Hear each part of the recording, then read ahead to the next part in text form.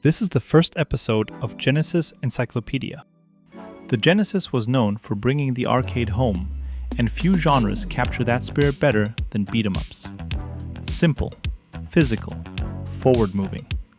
So this episode begins right where the Genesis felt most at home.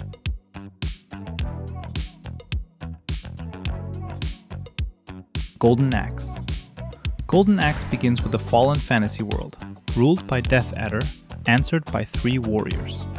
The premise is simple, and so is the structure. Large characters, wide swings, clear intentions. You advance, you clear the screen, you move on. Golden Axe isn't really about mechanics, it's about presence. Sprites claim space, attacks carve wide arcs. Enemies fill the screen as much as they threaten you. Where the series sharpens itself is in the second game. Golden Axe 2 doesn't reinvent the formula, it refines it. Attacks gain purpose, control becomes more expressive. Back attacks turn defensive. Thrown enemies gain direction. Most importantly, magic changes. Instead of all or nothing, magic becomes something you manage. Each character's identity tightens. Axe Battler shifts to wind, Gilius to stone. Tyrus keeps fire but moves differently. Golden Axe 2 doesn't make the series deeper, it makes it clearer. It shows the Genesis learning how to refine physicality without losing immediacy. Altered Beast. Altered Beast begins with resurrection, Athena taken, and you summoned to respond. There is no subtlety, no easing in. Movement is stiff, attacks are simple. Enemies feel strange and uneven. But that rawness isn't a flaw, it's the premise. This is one of the most direct arcade translations the Genesis ever received. Nothing is softened, nothing is reinterpreted. Everything is loud, everything is immediate. Your body feels heavy. Momentum carries you forward whether you're ready or not. Transformations don't feel empowering, they feel uncontrollable, like borrowed strength that might collapse at any moment. Mistakes arrive suddenly. Recovery is limited. The game rarely waits for you to catch up. You don't play Altered Beast to master systems. You play it to withstand force. It feels like an older machine, awkward, ambitious, and unapologetic. Among Genesis beat-em-ups, Altered Beast represents the system at its most unfiltered, still carrying the full inertia of the arcade intact.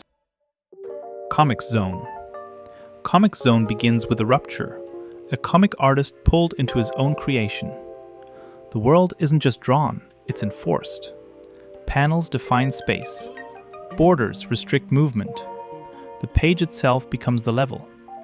That structure changes everything. Movement slows down. Combat becomes deliberate. Every action carries cost. You're not clearing crowds, you're navigating constraints. Breaking objects drains health. Choosing the wrong path has consequences. Resources never feel abundant. There's no room for improvisation, no room for panic. You're forced to think ahead, to commit to decisions before you fully understand the outcome. Mistakes don't feel momentary, they feel permanent. Progress becomes a negotiation between risk and survival, not momentum and flow. This isn't reaction-based play, it's rule-based pressure. You're not reacting, you're accepting limits. Among Genesis beat-em-ups, Comic Zone is uniquely restrictive. It turns style into system, and structure into tension. It shows how the genre could become intellectual, punishing, and deliberately uncomfortable, without ever stopping being physical. Splatterhouse 3. Splatterhouse 3 shifts the series inward. Years have passed. Rick tried to move on. A family, a child, a life meant to bury the mask. But the horror follows him home. Instead of forward momentum, you're placed inside a space. Rooms, corridors, dead ends. The house becomes the level, and the level becomes personal. Movement turns non-linear. You explore, you backtrack, you search for exits that never feel guaranteed. A map is always present, not to comfort you, but to remind you how trapped you are. Time becomes pressure. Each level runs on a countdown. Failing to escape doesn't stop the game, it changes it. Miss the deadline, and the story turns against you. This isn't punishment, it's consequence. Combat mirrors that tension. Rick is heavy, vulnerable, and exposed, until desperation takes over. The mask fuses, the body mutates, control shifts. In this state, Rick isn't empowered, he's consumed.